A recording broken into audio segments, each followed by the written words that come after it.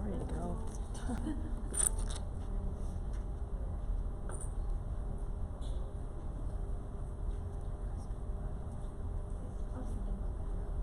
More of like curiosity. Yeah, like, I was going to use your quote from yesterday. Definitely like twist them too, depending upon.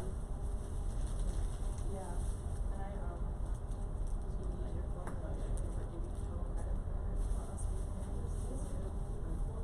I know, it was so good. I got that from right now, maybe honestly. I should have figured.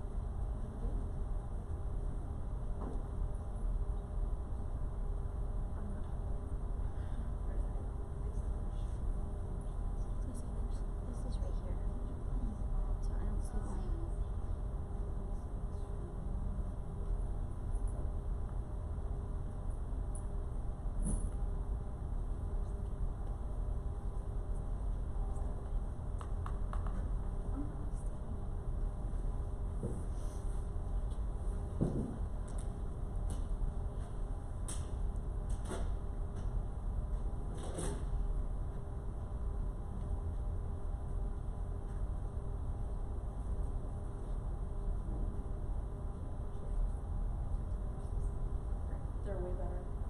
Oh yeah. Well, for now, I'll let you know at the end of my entire body tracks whenever I stand up. Dislocated hip.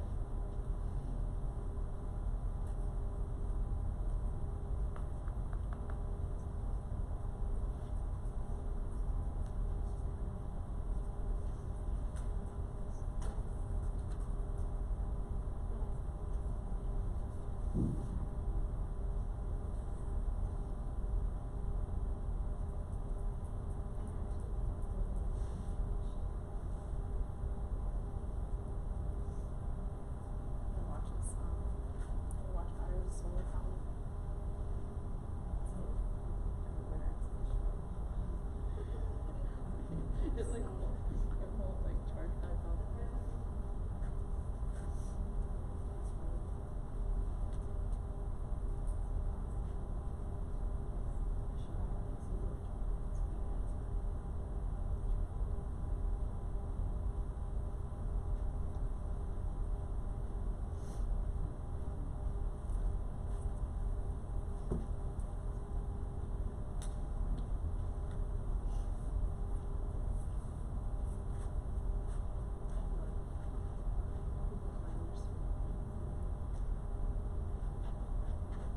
We're gonna start. I know we have another minute, but that way you can get a good seat for lunch, and that's always a plus. That's right. I am Kylie Stroud. I teach French at North Allegheny Senior High School, just about 20 minutes north here of Pittsburgh. I'll let my friends introduce themselves. I'm Connie Ramsey. I teach Latin at North Allegheny Senior High School. including the academic honors AP levels. I'm Josie Brudnock. I teach German at North Allegheny Senior High School, and like my colleagues here, also cover the whole spread of academic to honors to AP levels. We're excited to be here as kind of representatives of one people department. Yes. We're the less commonly taught languages in our district. Spanish has an overwhelming majority, and so we're excited to represent ourselves, really, to be quite honest, because you've got to be an advocate at a certain point for yourself. Today we wanted to talk about how we integrate technology to help our students raise their voice. And that voice aspect is really not necessarily constantly speaking, but also giving them ownership of a language that's not natively theirs for the most part, and also allowing them to have some choice in how they show mastery of a concept or of a certain level of proficiency. Our district is large, so if you're not from the area, our district, we graduate about between 650 and 750 every year, depending on the year. We're at our building just 11th and 12th grade and have about 1,400 kids. And they're coming from kind of all different sorts of backgrounds. Technology-wise, the stats in our district, we went one-to-one several years back. Grades 1 through 8 have iPads, and then we at 9 through 12, the kids all have laptop devices. So we've got a nice access as far as our kids go to different materials. Are there foreign language teachers here? World language teachers? Anybody a world language teacher? Awesome, great. We weren't sure. We were like, Yeah, who's we your? knew who our audience Yeah. was. If it was just all world language teachers, a little bit of both. Yeah. Because that could definitely help gear us to what we could talk about and what perhaps we can help you perhaps incorporate into your languages. Definitely. And like Connie said it best yesterday. It was like we're kind of like the pandas at the zoo, because we're that like weird section of the hallway where people are like, I don't know what they're doing down there. Like I kind of want to go see it because it's always loud and it's always, we've got music, we've got things going on, and people are kind of like, I'm not really sure how I can incorporate some of that into my content area, and that's also where we wanted to focus today too. It's not necessarily language specific things. These are things everybody can do, kind of across the board. The first thing I wanted to kind of jog was your memory of world language class. For those of you who aren't actively world language teachers, thinking about what I can tell you, when I tell people that I'm a French teacher, I get like one of two things back. It's either, oh, I hated French. Yeah, thanks. Or they'll spit a very memorized, very specific sentence at me and say, I did that in part of a dialogue, or my teacher made us listen to tapes, and that's the only thing I remember. And that breaks my heart a little, because that's not what I want that experience to be. And I'm sure they just shout conjugations I was at going you. to say, if I had $1 for every time somebody conjugated amat. Let's like say I teach Latin, I probably could retire like in the semester. Yeah. So, or even, oh, you still teach it somewhere, and then they're shocked to hear that we actually have 4 Latin teachers in our district. So then their sort of view of us changes a bit, and yeah. So it's interesting, and you probably see the series, but it has changed so much, and a lot of that is due to technology that we now have available to us that we did not. I mean, I can remember I teach in my classroom where I was a student 20 plus years ago. I literally can remember sitting in the same desk, unfortunately, looking at a magazine that my teacher had ordered from France and thinking, this is the first thing I've ever seen that was made for French people that came from France, and I was so excited about it. And now, like that novelty has worn off, because these kids can Google whatever they want and they see something that's made for a native audience, like kind of instantly. Also, the role of a teacher has changed a whole bunch. I was fortunate to have teachers who always kind of took that role of, they were not the center of attention. They were there to facilitate. But this came home from my daughter, she's 7, the other day, was one of her vocabulary sheets. And they're trying to focus on the word entertain. And I was like, oh my God, my child is like, this perfectly explains my job. What are some jobs in which people entertain others? If you're a clown, a programmer, and a teacher. And I was like, that is my, like, hashtag me. That's my life every day. I'm a total clown. I have to get up there and be like, hey, let's talk about, because otherwise these kids are not paying attention. I'm a programmer because I've got to make things from scratch. I've got to build things. I still work in Excel and get excited when I have to write a macro and everything comes together. You know, I do a ton of different things. And I'm a teacher. And the fact that she used and or hit the linguist in me, I was like, she sees that this is a full package. She sees her teachers as clowns, in a good way, as programmers, and then also there as educators. So she understands that the hats we wear are constantly changing, and they're there. So I wanted to, these are some of the things I was thinking about whenever we were thinking how things changed. There was a big focus on worksheets and packets because we didn't have, back in the day, access to devices constantly, and packets were the best way to get things. I still love worksheets. We just went through a session this morning about how worksheet isn't a bad word, and I was like, yes, these are my people, because they're not. It's a great resource, but it's not all we do. Now we're looking at more online access. We're looking at giving kids interactive tools so that they can not work in the language, but that they're creating with the language. Different. A little bit different, yeah, a little bit different for me, as we're not necessarily constantly doing composition in the language, because ultimately that's not my top-down approach, but again, the reading end and creating items that pertain to perhaps the culture or lithological relevance. Yeah. I think the focus also from using English as your medium has changed. That is not what we do anymore. So a lot of translation has gone out the window. I'm a horrible translator, but I'm fluent in French. That part of my brain doesn't fire. So telling kids that translation is not what we're teaching them right now in French class. We're trying to get you to live the language, to learn the language.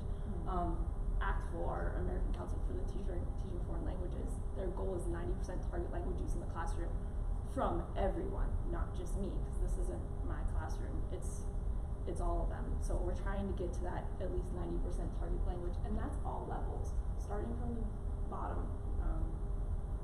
Kids get scared of it, but that kind of breaks down the walls. Memorization was a big focus. Like I said, I get that. I went to the movies today, and they're like, that's all I can say in French, and I remember how to ask where the bathroom is, and I'm like, that's a really great life skill, but it's not what we want you to do anymore with the language. Now we're looking at student-created, spontaneous dialogue. We're trying to activate that part of their brain that isn't afraid to make a mistake, and that's not easy to do, especially with high schoolers. I feel like middle school kids are a little bit less scared of making less self-conscious just in general, but also in language class. But they get that affective barrier up, and they don't want to break through it. In the past, I think there was a lot of quiet time in a language class, and like I said, now we're like that hallway where it's loud all the time. There's music, there are kids talking, there are seats being pushed around. That's what I would want my administrator to look for when they're coming in to observe me in my classroom. And again, access previously to those materials that are created by non-native speakers and for non-native speakers. I'm talking textbooks for the most part in the past were created by people like me. I'm not a native speaker, and I'd be creating something thinking, how can I best showcase this point that I want to get across? But my intended audience isn't a French person in that case. My intended audience on the left is somebody learning French, and that, again, is not what we're trying to pull in. We're looking at authentic resources, things created by native speakers for a native audience, because there, you've also got that cultural element embedded in there without even thinking about it. They're making cultural references that I sometimes don't even see, and the kids will be like, why are they talking about X? And I'm like, oh, that's right, you don't know that before the light turns red when you're driving in France, the yellow blinks, or before it turns green, it blinks again. And so if they reference that kind of stuff, it opens up a whole how is driving difference in France conversation that I didn't even anticipate coming, because we're talking about something completely different. So that authentic resource, one of those hidden kind of gems, is that I get that culture built in. So how does this relate to student voice? This was something that previously I think was reserved more for those like student council, student government, where everybody had a seat at the table and you could kind of pull you know, thinking like a round table, everybody's got their own decision to make. But now it's really any say that kids have in how they learn, how they show what they learn, in their classroom and their content. We have curriculum. There's stuff I have to teach. I get it. But how I pull it through, how I connect it to what they're interested in, I can let my students kind of drive that. Or how they want to show proficiency in whatever I'm trying to teach them, I can let them choose what they want to do. For us, in world language, choice is ownership. And those kids have to show, if they don't own their language, that again, for most of them is not coming from a language that they're speaking at home. Most of them, I've got them for 40 minutes, and that's the only 40 minutes that they're speaking my language. They're not going to buy what I'm selling. They have to really say, I'm vested in this. And that ownership comes with risk-taking. So now, all of a sudden, I've got that barrier that they've held up, and it's coming down. And that gives me that level of proficiency that I want to see from them. Going from just short lists that they're throwing out at me to forming some sentences, to call it like question and answers, paragraph. I'm now building and building and building over the course of a few years.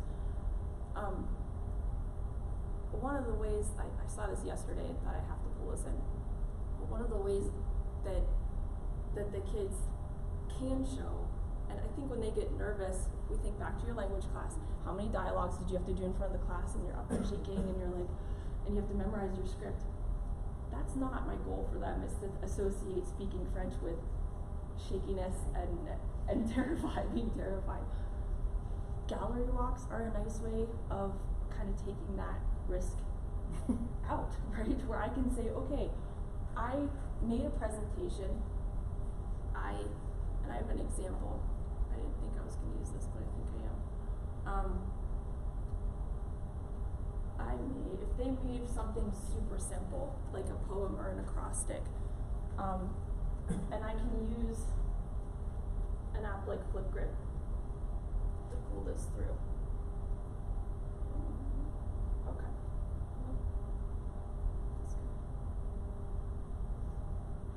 So I take an old project that I had, and I pull up, I had them make a little acrostic, plain old, my name with adjectives that describe me. And they like to do this kind of stuff. It shows them what they need. What I've done in the past is had them kind of stand up, everybody talk about it, talk about yourself, talk about what your, here we go, talk about your adjectives. I can change that now with the help of Flipgrid, which is my go-to app for pretty much everything oral. I can change that to my gallery walk, where now they've all made the same thing. They've done their acrostic, but I'm here. The kids can walk around with their iPads. They can pull up a video if the internet will connect. There's a little video of them speaking inside, and it's an AR kind of, there we go. So I've got me in the paper talking, and they're walking gallery walk style. Instead of me standing, I'm not nervous anymore as the speaker. I don't like to listen to myself. But I'm not nervous anymore as the speaker, because I'm not standing in front of the class. I'm walking around listening to my friends who are also not nervous anymore because they're not speaking in front of the class. But I still have that speaking, the presentation that I'm looking for as a teacher, and the risk-taking's out. Because they've had time to edit this, they've had time to think about it. We edit in real life. I don't ever say something and think, well, made a mistake and I've just got to live with it. I can correct myself. Like this, that's life. I can go back and fix anything I think I might have done wrong. That's a life skill. So, choice boards are another way to give kids a nice way to show proficiency and show mastery. And I'll step back and let you guys talk about it if you want to. I don't know if you want to open yours. We made a couple examples of some choice boards that we've done in the past.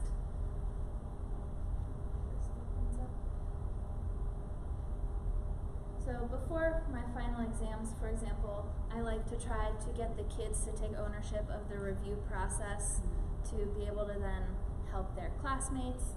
So they do a project based on one chapter that we've done, and they have to show the knowledge that they got from that chapter through one of the set of options that they would get by making a tic-tac-toe. And I try to make the options so that it's not the easiest ones all in one row. They're a little spread out so they get a variety of things that they have to show. And then they use these with their classmates to help each other review for their final exams. And they feel like they've taken the ownership of the material. This is their expertise. And I think it's something that they've always felt proud about. And I've also seen results afterwards in their final exams, especially in those sections. I was going to ask you, those choices are all technical, so when they create the posters, they use interactive poster or video, Yeah, the poster one is not tech-based, but I have given them the option in the past of using a Google slide and making just that a poster, so that they can still print out one slide and it has all the information, all the requirements that the poster had. So that's also an option. I do include a second page with this where I give the requirements for each of those things. They just don't have the vague idea that they have to make a video. There's requirements within each one of them. Do you want me to click on the Latin one? I'm gonna click on mine. So I do something similar with my students toward the end of the year. This serves me a couple of different purposes. So the scriptura labelli was just some items that they were helping me create for an ultimate reading guide for our final.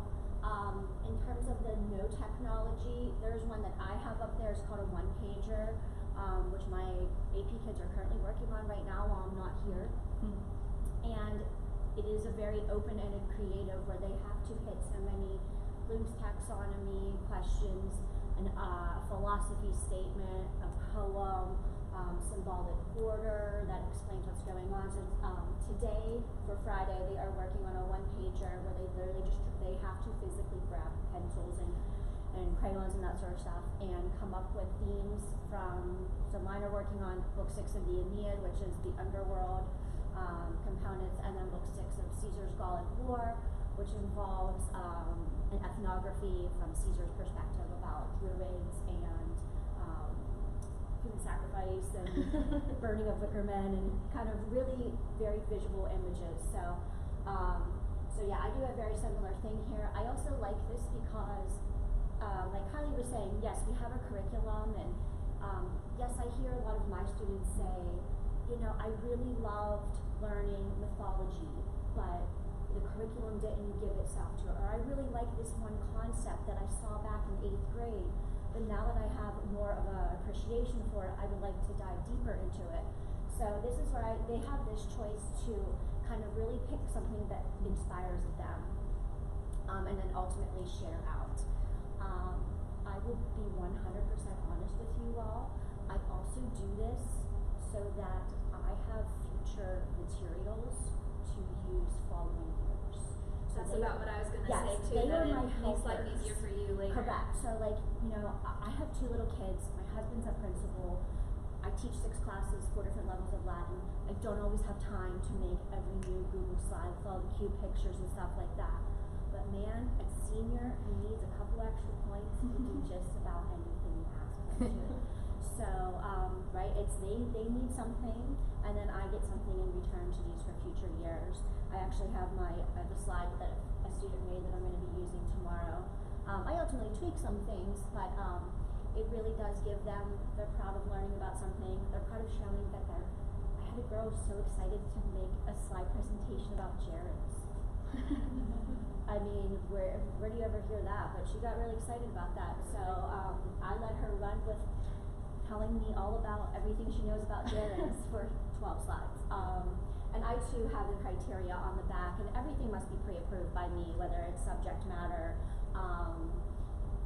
in terms of what the Quizlet or Kahoot is, you know, is it relevant to what ultimately we've been doing in this study?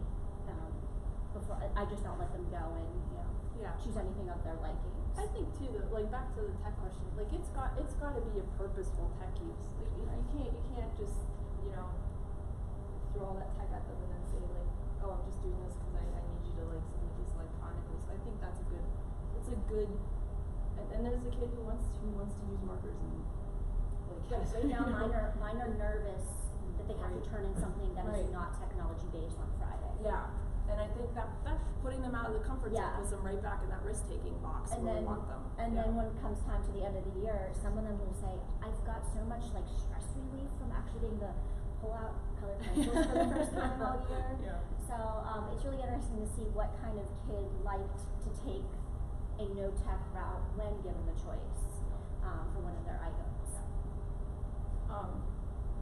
So thinking about those authentic resources and how, again, making those purposeful decisions. Why am I picking this article over another one? Why am I having them go into this app when I could have just printed it out?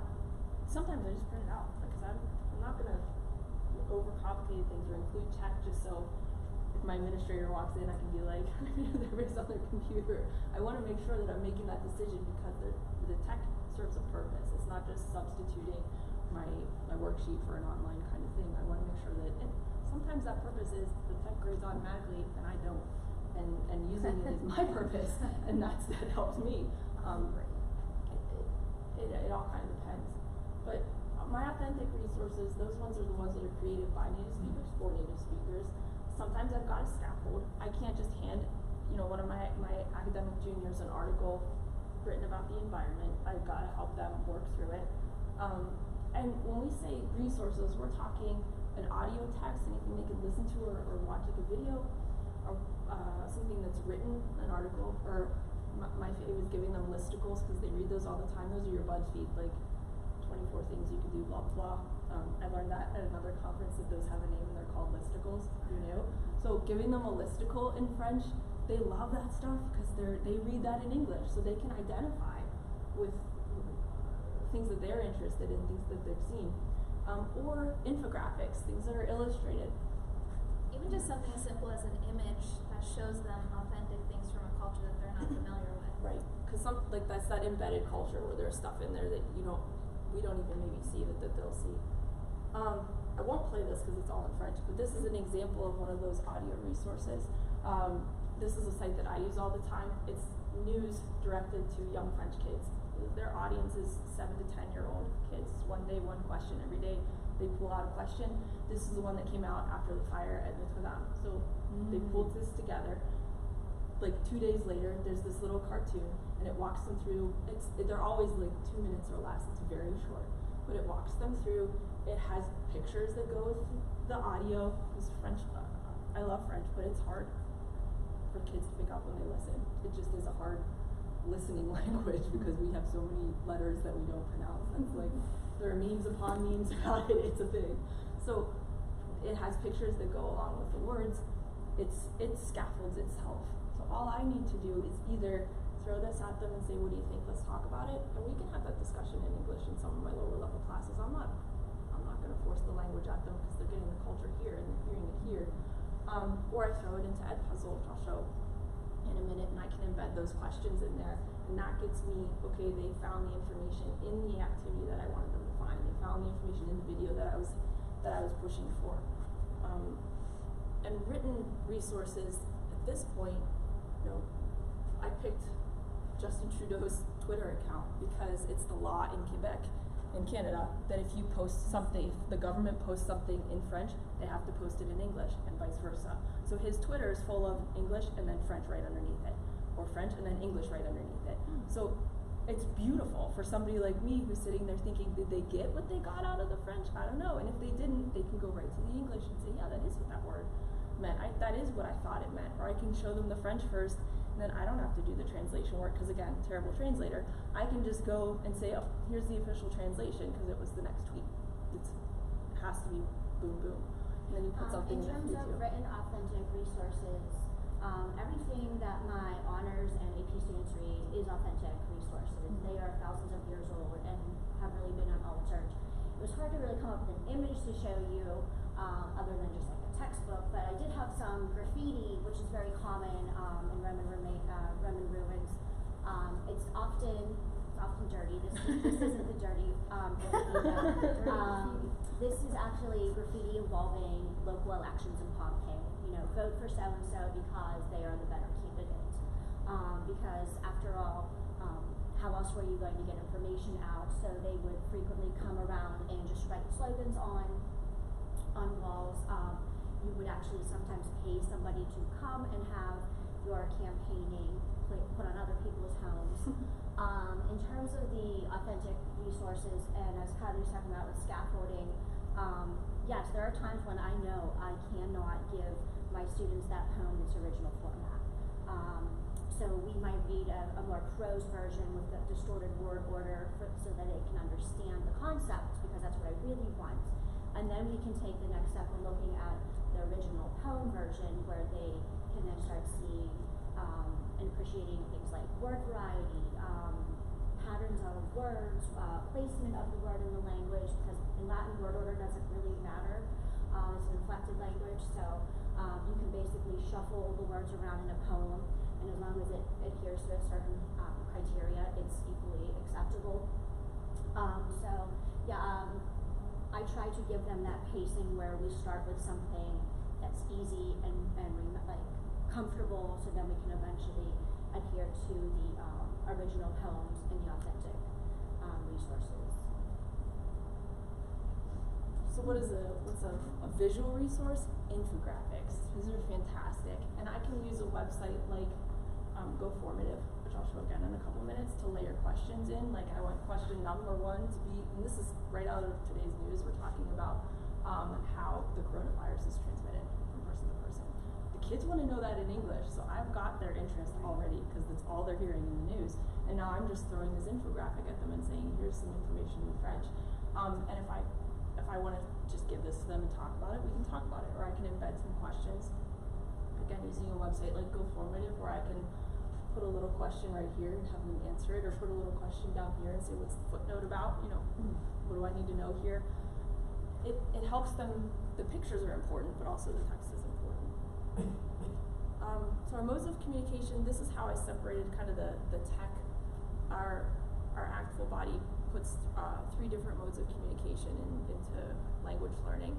You've got interpretive, that's the book. That's where I've got something that I need to figure out what the meaning is on my own. You've got that interpersonal communication. That can be through speech, it can be through writing, like an email or a text message. Or it's presentational. I've got a point and I need to get it across, and here's how I'm gonna to get that point across. So how does ed tech kind of come into all this? It has to be the right choice. So again, it has to be purposeful. It has to be, a lot of thought goes into choosing the right tool for the task. Deciding to incorporate technology at all, period. And it lets the right tool let those kids interact with the resource. I know I'm trying to stay away from my textbook and get into more, here's a resource and I'm going to have you get out of it what I need you to get out of it. But at their own pace. It helps me scaffold. Or it helps interact with each other in the target language. I'll put a couple of examples up from my class with these 2 divided by kind of mode of communication here. Interpretive, I love Go Formative and Edpuzzle for any interpretive task that I'm doing. When I have something I need the kids to dissect and I want them to figure out what to do with it. And I pulled up this example from my AP class. What they see is this end. I've got essential questions. I've embedded a Quizlet set, but the Quizlet set has no words in it because I've made it a Quizlet set that we're all filling in at the same time based on the article that they're reading. Pull out words that are important. They have access as editors to the set. They go in there and find the vocabulary for me. I'm not doing any of the work. So I've embedded that in my Go Formative.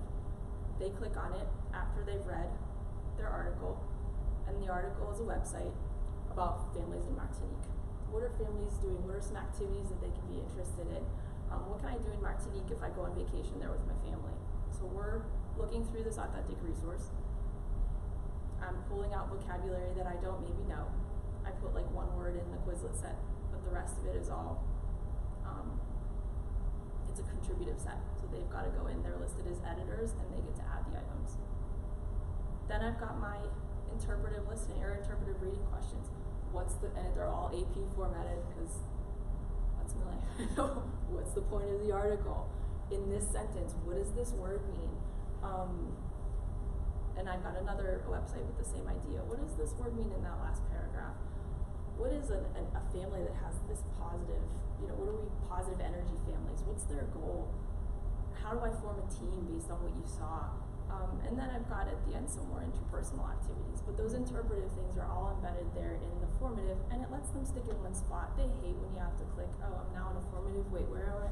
Oh, I have to do something else, I have to open this up. I love formative because you can embed resources in it, and it's all stuck in one spot, which the type A part of me just absolutely adores. And they can kind of guide themselves through the reading, and it helps them, again, interact at their own pace. And that Quizlet set's filling up live. So their thing, I don't know if I got that word, and they're back in that Quizlet set. Oh, my buddy over there already put that word in there because I didn't know it, and now I do. So that helps me build their AP vocab sets without doing work, which is perfect. Co-constructing. Yeah, it's great. Ed puzzles are another great one for that the interpretive mode. Again, I take that YouTube video, and now we're talking about daily routines. Grandma here is 105, and her grandson followed her through her day. Perfect. I'm talking about daily routines in my class. She's 105. This guy made a video not intended for me to teach about it, but I'm using it because he's talking about getting up and brushing your teeth and combing your hair, and that's exactly what I'm doing in my class. So as the video goes through, I put questions in here at certain points in the video. There's Graham. What's she doing? She's super active. This video's great, but she's combing her hair. And again, now they're interacting at their own pace. Sometimes I have them do this in class with me. Sometimes I let them do it for homework.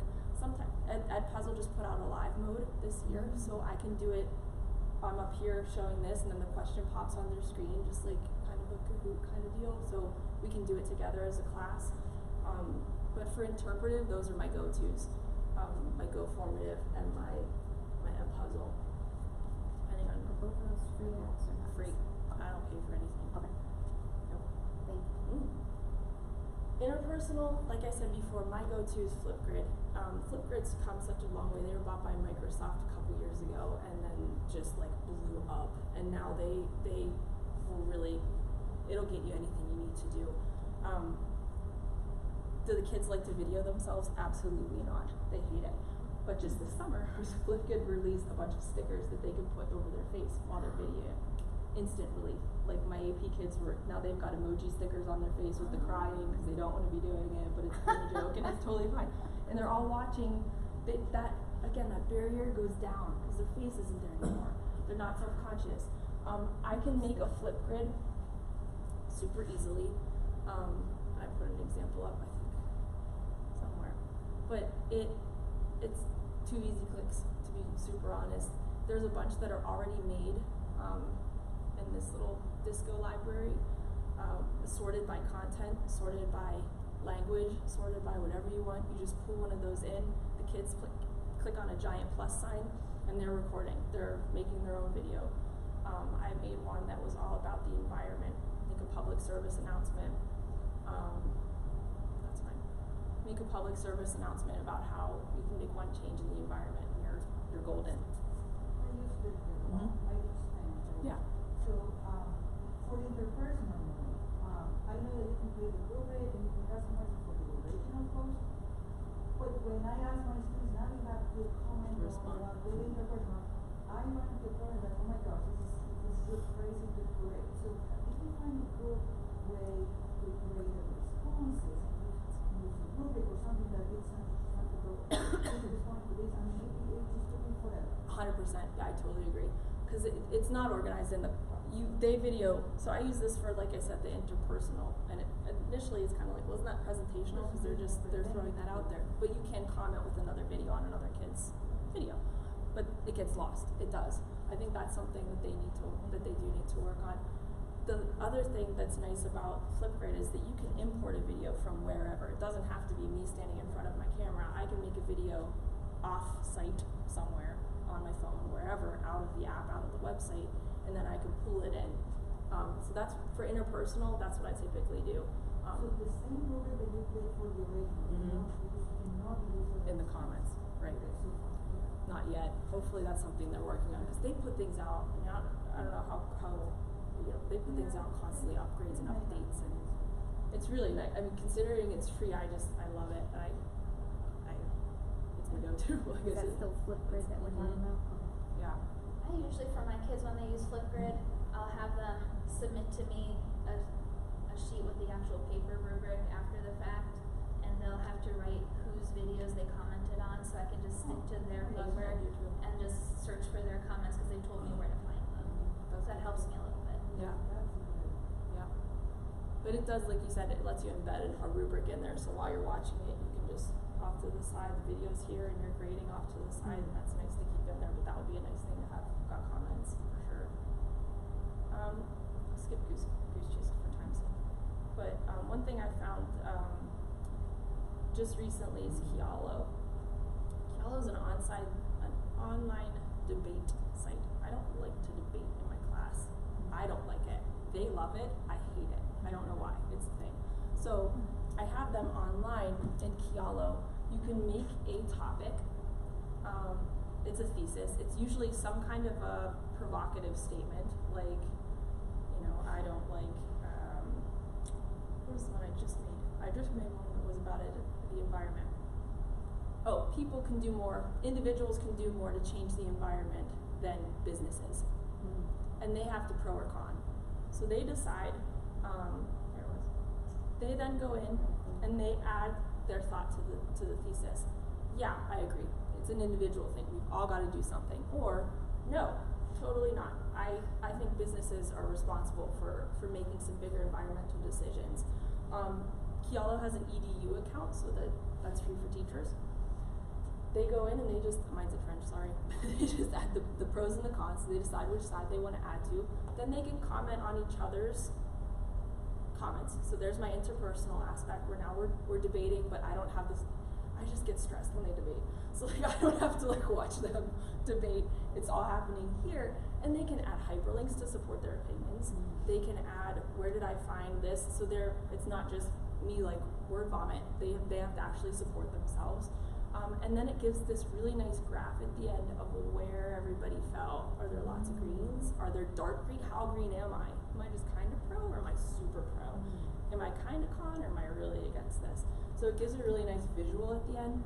It lets me as the moderator put resources here if they're not sure. I added, okay, here's some articles where you can read about what individuals can do. And here are some articles where you can read about what businesses can do. Now you have both sides. Pick one, because that's something they've got to do for our AP test. They get resources and they've got to pick a side and go with it. So it's nice. One here, I teach sports, which might be easier for the kids, but if they are going to say something, they have to give the resources. Right. They get more readings, and then if they're going to say something pro or con, they have to quote. That's why I like that. Yeah. Yeah. Because if not, then it's just an opinion, I guess. Right, So, and that's, yeah. But that's why I like Kialo, because they add that resource right in there, and now all the other kids have access to that resource. So again, now I didn't have to find any articles about the environment, they found them all for me in my jobs. I do something similar like this. Obviously, we're not talking about any modern day things, but one of the things that our kids read is Aeneas, the epic hero of the Aeneid, breaks up with his girlfriend, but she thinks they're married, but that's a whole other story. And we talk about who had the better argument for the breakup, like who was right in the breakup, and why is the other person's argument flawed. And again, doing this pro and con to see this level of, who as a class, what side are we on? And again, they have to use the text to validate their opinions as to the why. And I actually make mine tell me, if you think Aeneas was winning the argument, give me your text why, and then more importantly, support why Dido was wrong with the text. So I try to make them do both to not only increase Aeneas's pro, and to kind of cancel out their sort of peers' pro for their con. But I think that the kid, and I always try to put myself in the classroom too, the kid who didn't want to stand up in the debate is now that barrier is broken. They got their voice back. They were still able to express their opinion. It was just in a different way. I got what I needed in the resources and showing that they use the language and they're using some of the persuasive elements we've taught them how to use for the AP test. So that's purposeful tech to me to help them raise their voice, because that's me trying to figure out how I can break down that barrier and pull that all together. Presentation wise, Adobe Spark's my go-to for video creation because it's easy and it's free. And again, I don't like to pay for stuff, so all this stuff's free. But Adobe Spark is either an app or a website. You go in, you can create in it. It's so easy, a 4-year-old can do it, because mine did, and that's the example I show them.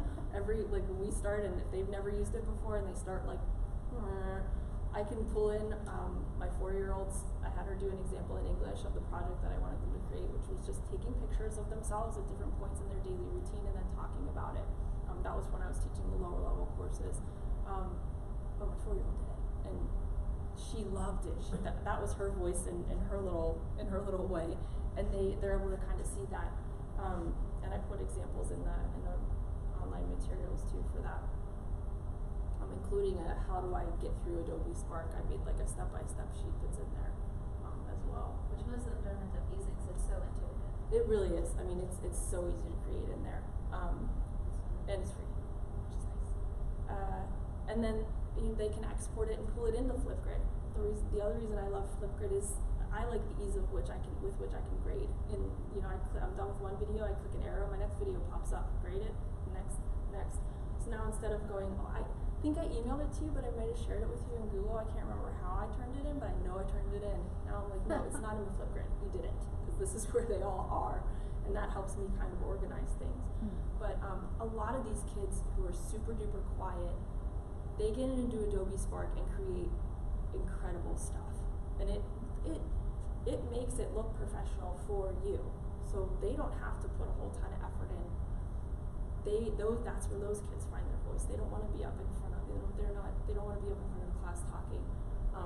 Like I said, I'll play 2 seconds of it just so you can see what it kind of looks like in the last product.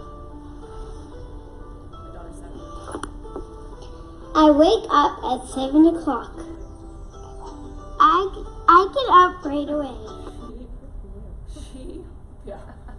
It's not true. she then, all I did was take the pictures, and because she was 4, type the sentences. But I said, what do you want me to say? And I typed. She put the pictures in order. She picked the music she wanted in the background, even though it was the default, but she liked that, so there we go. She decided how long she wanted to spend on each. Like, I had her listen, okay, is that enough time spent on that picture? At 4, she was able to figure that out. So, like, when my kids start to complain, I'm like, oh yeah, that's not, no. My 4-year-old was able to figure this out, so you guys are gonna have to figure some other way to complain about this. And Google apps. I mean, I'm a Google person, kind of at heart, but there are so many apps that we could spend hours and hours. Another take on a choice board is, now that we've talked about those modes of communication, kind of organizing it by mode of communication. If now I want them to complete something in each horizontal row, this gives me vocab practice. I love Quizlet because they can create their flashcards. But now I've made a quizzes. Okay, go through and decide take a test on this vocab. Does this mean what you think it means? And I can use my Quizlet set to make my little quiz. They love quizzes because it has memes, and so that's my in with them. They love it. Interpretive, I've got, okay, you're completing something in this row. My kids who like to listen are going for that puzzle. My kids who like to read are over here with the go formative, and they're answering some questions. Either way, they're taking a text and they're eating it. They're in it. They're figuring things out. Kind of down here on the presentational side, choose one. Either you're making a PSA. What's one thing I can do to change the environment for the better as an individual? Put it on Flipgrid, go. Or add to the debate. Give me some resources. Now you're presentational writing. You're telling me what your side is. You're giving me some information. And I'd add a little bit more, It can't just be a 1-sentence blah. It's got to be a couple different things. Just to clarify and understand, so this is like a differentiated assessment or choice in differentiated assessment strategies? Yeah. Okay. So now that's their voice. That's where they're coming in. But you created, you know. Yeah, I went in, and I'll be 100% honest, I did this in 10 minutes. You know, I went in and said, here you go, I found one of these that I liked, I found one of those that I liked in their library, I found a Quizlet set I liked in their library, I found a Quizzes that was already made, and I just went boop, boop, boop, and pulled them all together, created a topic, that takes 2 seconds, created a topic here, that takes 2 seconds. But I tried to figure out I know what I want them to show me at the end. How they show me what they want me to see is them. That's on them to figure out. So I knew kind of where I wanted the most to go, and I saw this, I was telling them, I saw somebody who did this and then I couldn't find it. So this is me recreating somebody's wheel, and I saw the idea of kind of an actual related choice board. It might be related to the idea, like the related performance. It's exactly related to that. Because if you can make them all around the same. But somebody put it in a choice board recently, and I can't remember who it was, but then I tried to think of the tools I'm comfortable with, and that's where I went with that. But it's easy to pull together because there's so many, because teachers are sharers, and we put all our stuff out there, and that's so nice when you're looking for stuff, especially kind of last minute. So that was the kind of non-interactive part that we wanted to show you, and then we weren't sure how many people were going to be here, so I think it might be best if we just talk. Do you want to talk to yours for 5 minutes, and Sure. if you have anything? Sure. So in terms of, I'm not going to be able to click through just everything, but in terms of what I do with my academic students, we do a VR tour, and then some. I've done this just research-based, but very, very long time ago. I've done this just let's have fun, and then I'm doing something in the middle. We're fortunate enough to have tech integrators to help co-teach, and so that started this new and improved version, and then I just keep on adding more and more layers as it goes. So I posed them with the question that they're working at a travel agency. At this point, we had already studied various sites of Rome, both ancient and modern and everything in between, and then they have to create a tour, a realistic tour, and pitch it to prospective travelers. So I have them do a VR scavenger hunt after we have researched and read about a lot of the stuff in the class, where they have to kind of visit a bunch of sites and try to find kind of like hidden gems in Rome, like where's the Swiss Guard, and so that might take a couple videos and attempts, but they also acclimate themselves with the area. And then I have 3 parts of the sales pitch that they have to complete. They have to write and research, and I pose this with, you're the docent of the tour group, right? If you've ever been on a tour group, you are the one who knows everything, and you're in the little microphone, and you are telling everybody the dates, the materials, the historical relevance, okay? I only read the paragraphs, and I'm also all about efficiency, all right? And I tell them that these are the basis for your presentation, so they're gonna take everything that they've done in their research, and they're gonna slowly pare stuff down. And then I do have them visit their site and share the video of their location, or like a 360 video of their location. They are randomly raffled off to, like, first, I just grabbed like their test that they had that I was giving back, and the first person's test I grabbed, they got to pick their preferred site. Again, they were aware of all these different places. The next step that I have them do is I have them plot on a Google map their location. And that's okay. That's okay. So I have them drop this pin on the map, and what this is really neat is that they are able to kind of physically plot out how much can I see in 12 hours, and realistically, like, how much time can I spend in places. So this is that whole idea of, like, this is a for real problem. They have to stop for food, I give them a starting and ending point, and they have to come up with a day itinerary. Now, the problem is with this is that on the map, they are no longer with their friends. They are whoever's geographically closest to them. So now they're working with people who they don't typically work with. So based upon the map where their location is, they have to kind of figure out, okay, hey Joe, your site's only 2 miles from my site. We could make that a morning trek, okay? And then going into the Google map, they can zoom in and find restaurants. Then they can find those restaurants' websites. So then they're gonna plot, this is the directions how to plot onto the map. And then they're given, once they've come up with all their people, they have to come up with slides about their itinerary. They have to have slides and pictures and highlights from their paragraphs, right? They already wrote all the research. They're paring it down to the most essential topics to make people want to come see these places.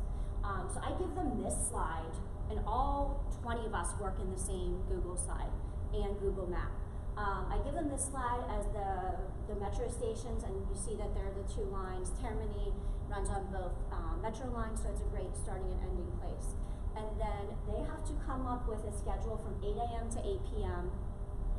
Give me the amounts, how much time, and again, it has to be realistic.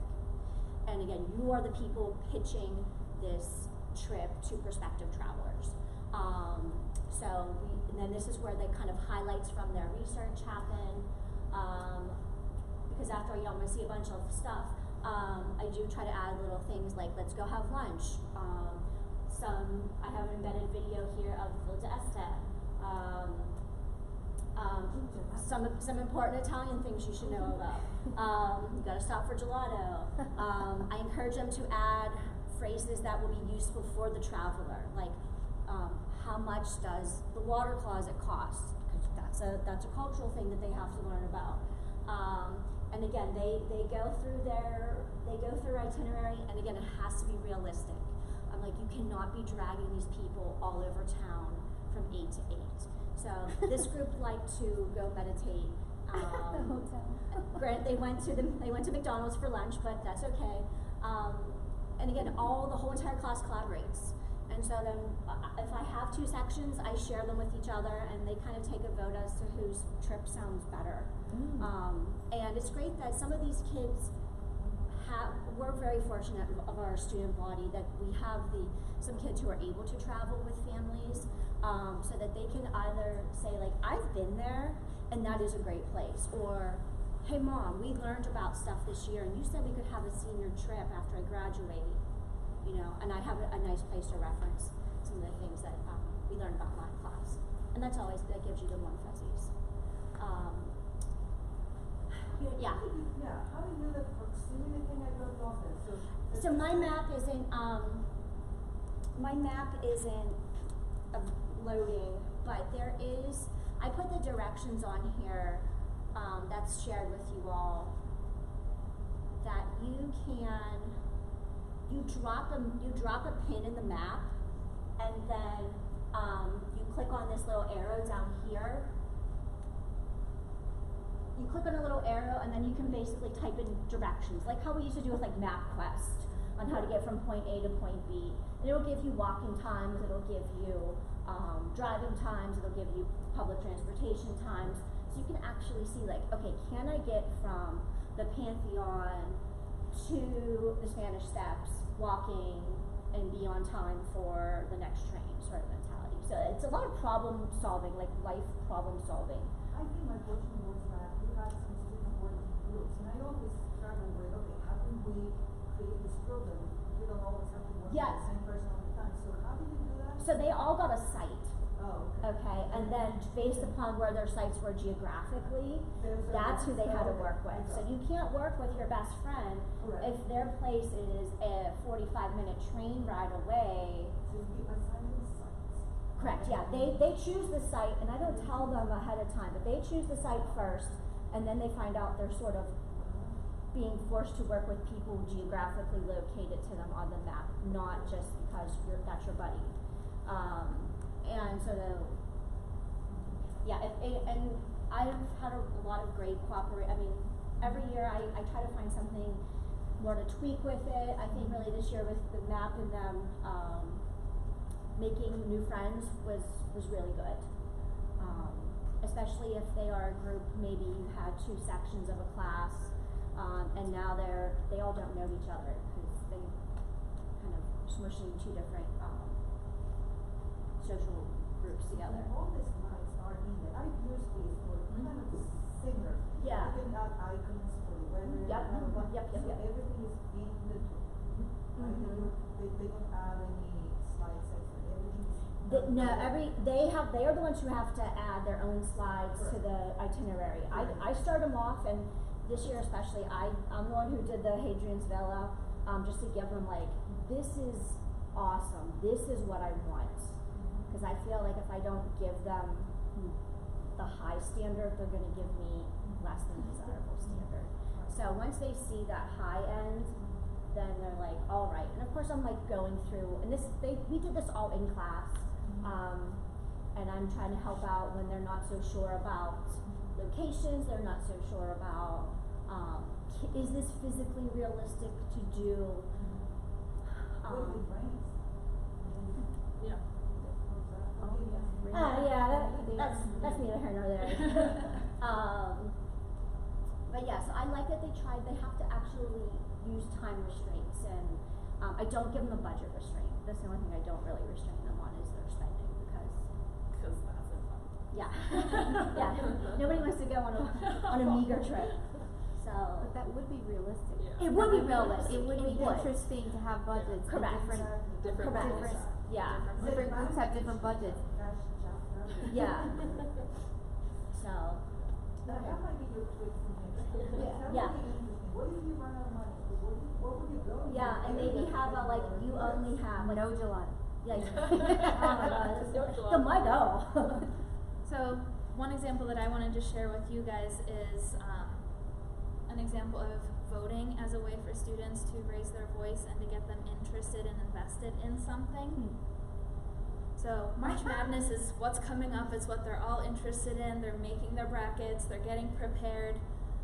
So we can kind of adapt that to suit our own needs. No matter what it is that you teach, there's something that you can bring into that. If you're social studies, the presidents, which one was the best and why, and you're voting and giving reasons and having arguments in class. For me, I want to include authentic and modern resources to get them interested in the culture, but also to increase their speaking and their proficiency, because they want to speak, they want to share their opinions, they want to share what they're so invested in. So I start off by making a YouTube playlist with a variety of music in different genres, some that are older, some that are just German music that's known by everybody, along with popular current things. So the students get a link to it. They've had it for a couple weeks now. They're just kind of getting to know the music, so they start to know what it is that they like, what it is that they don't like. They get to see the music videos. I give them a blank bracket that just has the starting points, and they have to make their own by guessing, like, okay, I like this song better so far. I do give them Euros for participation in class. So there's Euro prizes if you have the perfect bracket, because you've invested so much time and really thought out what's going to do better. But that so far has never happened. No one's ever had a perfect bracket. But I also give smaller prizes for if they at least pick the winning song. So there is still that goal at the end of it. And I also have a giant bracket that I put up at the back end of the classroom on the back of my wall. I create a Google site where each round looks like that picture. They'll see the 2 songs that are up right now. As the days go by, we listen to the matchups of the day. We talk in German, where they have to share their likes, their dislikes. We talk about what culture they notice from the lyrics of the music. What does it mean? What are we seeing in the music videos? So they're still getting that authentic input, but they want to talk about it, and they want to say, this one's better for this reason, because they want other people to vote for their songs. They want to have a better bracket because they want to win. They get really invested. So at the end of that class, we vote for the best song, which looks like this on the Google site. They can either click and vote, or if they're not logged in at the time, they can use their phone and scan the code and just click and do their vote. So here's an example of my final one at the end of last year. I used the Google Forms for them to submit their vote. So at the end, I just click results, and it's made a great little graph for me. And I show the kids the graph, and they're like, yeah, I knew that would be the best. But they get really invested in it, they enjoy it, but it does increase that proficiency and brings in the culture. and conversations that I never thought that would come up in any way. So far I've really loved it, and I'm looking forward to see where this year ends up. But that was my song last year, which a song with a French title won. So this works for so many different reasons. They're invested, they want to share their opinions, they want to understand the songs, they want to make good decisions about why they're voting for something. At the end, they also want to win, and they're using all modes of communication throughout this whole process, throughout the month of March. But I can still tie it in with any grammar that we need to learn or anything like that, so I'm still getting through my curriculum. And the standards. And the standards, exactly. I put a VR activity up for Impressionism if you teach any Impressionist stuff, or if you know somebody who does. The whole thing's out there, so feel free to steal it. It's in the resources. Please steal it, because I spent a lot of time on it. Steal it and share it. Or if you're interested in it, I can show you up here, but I want to make sure you get the lunch. And where can you find this again? This is in the presenter, in the app. In the There's app? yeah, if you go to our session, it's in there. Yeah, with all the links and all everything. Yeah. Thank you. Thank you so much, everyone, for coming. It was great. Yeah, and there's some pens and I stickers wish if you we wanted. had time for the goose chase, because I hear know. that's like the It I is. don't know anything about it, but I hear it's great. I used it for National French Week, and I had like a bunch of different things they had to complete, like missions they had to do. One of them was like finding our principal and having them say bonjour, and they had Is to it like a video digital scavenger hunt? Yeah, and it organized everything really well. We have older kids. I know there's issues with privacy stuff for the younger ones because it's not a school. So can you help me find the Yeah, maybe. name? Maybe. Are you creaky? Yes. Session list? Mine's been my hips. Wednesday. So you will bring up. Yours is probably more stuff. Yeah. You just have to choose one, two, Right. and They're like like review. And In the app, 'cause it's the old, like, you Gotcha. guys made Thanks. changes, I Gotcha. think. Thank you so much. Okay. Yeah, PDF needs updated. It does? In the app with, In the app. in the app, whatever Yeah. changes you guys made. I thought we did it. I have to very minimum make the map in Google. There's. Oh, so. That'll be fine as soon as you flip that link to anybody to view. Yeah. I think mine's on. Or yeah. The PDF that's posted, you guys had a couple different